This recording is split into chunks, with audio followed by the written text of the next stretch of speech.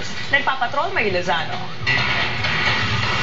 I did not expect that I came from one of the top 10. Dinaan na lang sa tawa ng pinakabagong binibining Pilipinas World na si Janina San Miguel ang muli niyang panonood sa mali-mali niyang grammar sa question and answer portion ng Binibining Pilipinas pageant. Natatawa lang po talaga ako. Alam ko ng mga co-candidates ko yun. Sa kabila ng kanyang pagkakamali, kumpiyansa pa rin sa sarili si Janina sa una niyang pagharap sa media. Agad naman niyang binawi ang sagot sa tanong ng pageant kung ano ang papel ng pamilya niya sa kanyang pagsali sa Binibining Pilipinas. Inspirasyon ko po talaga ang pamilya ko. Wala nang iba. Yun lang po.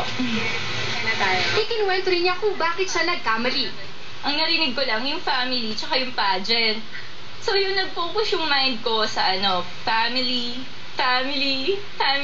Tsaka po ako oh my God. Aminadong 17-year-old beauty queen na mas komportable siya sa Tagalog. Pero gusto raw niyang maging mahusay sa Ingles.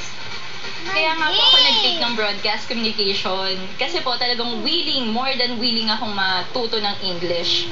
Kasi gusto kong maging kagaya niyo, maging reporter at maging professional broadcaster. Hindi rin pinapansin ni Janina ang kanyang mga kritiko. Ginusto ko to, so kakayanin ko to. Kakayanin kong i-representa yung bansa natin sa darating na Miss World. Patunay ang proud na pagsuot ni Janina ng kanyang corona na di niya pinagsisisihan ang pagkakamali niya sa pageant, gaya ng iniidolo niyang si Melanie Marquez. Pinanindigan din niyang dahil sa kanyang kontrobersyal na kasagutan, nagkamarka na raw siya at hindi basta-basta malilimutan. History na po yun. Ikaw di ba mag-uwi? Wala po. History na po yun. So ikaw? Ako po yun. Marie Lozano, Patrol ng Pilipino.